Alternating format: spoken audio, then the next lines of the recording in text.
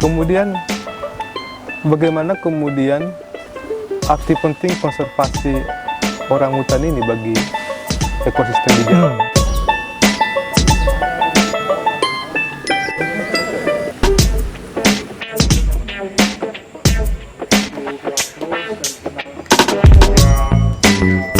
Antara jantan dan jantan ini mungkin yang dikit berani kadang-kadang turun ke tanah dan mungkin berani ambil buah dekat pondok. Tetapi yang lain, apalagi kalau mereka sudah dewasa, biasa perilaku seperti itu hilang. Sudah mulai hilang. Dan kalau mereka lama di hutan, mayoritas nanti tidak berani dekat dengan manusia lagi, apalagi nanti generasi yang benar dilahir di hutan. Biasa perilaku mereka sudah sama dengan orang hutan liar. Oke, kemudian ini yang terakhir nih Peter. Sudah lebih dari 100 orang hutan yang kemudian dilepas liarkan di sana. Masih punya potensi untuk sebanyak apa lagi kemudian kalau mau pelepas liaran juga di sekitar Taman Nasional Bukit 30? Ini potensi di ekosistem atau landscape Bukit 30 sangat tinggi. Karena ini rata-rata hutan di sana sampai 300 meter aja di atas permukaan laut. Jadi sampai 500 meter di atas permukaan laut ini habitat utama untuk orang hutan. Apalagi karena ini hutan dataran rendah, biasa kami bisa hitung per kilometer segi seminimal 2 orang hutan bisa hidup. Landscape itu 2000 kilometer persegi tutupan hutan. Jadi ini kalau saya yakin tidak jadi, tetapi kalau one day ini penuh dengan orang hutan, ini bisa jadi populasi paling besar di Indonesia. Biasa tidak jadi seperti itu, karena reproduksi di dalam orang hutan sangat pelan. Ada selisih di cap induk sedikit aja. Ini sebenarnya hanya mereka paling banyak gantung yang sudah ada. Ini jadi masalah karena matikan induk untuk ambil anak.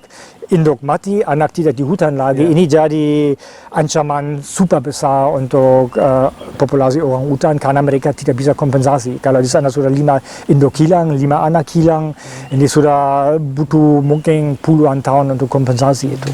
Di atas penyakit atau apa ya seperti yang ancaman alam. Tetapi dengan simulasi dari komputer kami hitung kami harus lepas liar seminimal 300-an ekor. Ini jadi pondasi cukup besar dan cukup stabil, seperti pelan-pelan dia bisa naik atau seminimal tahan. Kalau semua di bawah itu risiko tinggi, dalam puluhan atau ratusan tahun nanti hilang lagi. Oke, itu tadi artinya masih di satu sisi ini menjadi upaya untuk mengkonservasi orang rimba supaya mereka punya habitat yang baru, hidup di tempat yang nyaman bagi dia, dan juga melindungi dia dari perdagangan ilegal tadi.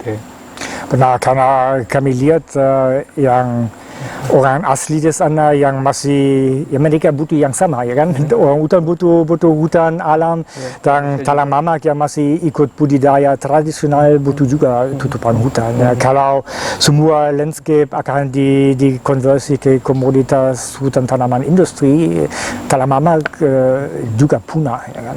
Atau harus hidup seperti ya semua kelompok lain di sana. Jadi saya lihat sinergi sebenarnya talang mamak sangat punya potensi untuk jaga atau jaga penjaga orang hutan. Dan di jangka panjang kami harus lihat juga apakah kemudian mereka bisa jadi seperti guide untuk turis yang mungkin kemudian mau datang. Sekarang ini masih sulit karena kami masih di dalam proses untuk lepas liaran. Jadi sekarang kalau ada turis pasti ganggu, karena mereka jadi jinak lagi.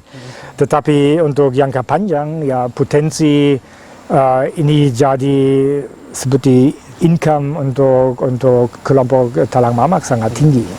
Ekowisata berbasis minat khusus ya. Ini harapan saya untuk jangka panjang.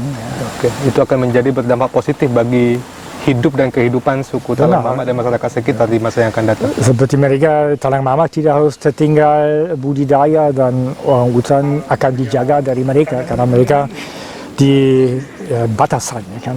Di batasan antara zona konservasi dan hutan tanaman industri. Oke, Peter. Saya mengucapkan terima kasih banyak untuk kesempatannya menerima kami di sini untuk sebuah diskusi kita hari ini, memberikan pemahaman bagi orang tentang bagaimana orang hutan itu, untuk apa dia ada di Jambi. Saya mengucapkan terima kasih banyak. Sama-sama. Kita akan jumpa lagi di waktu yang akan datang.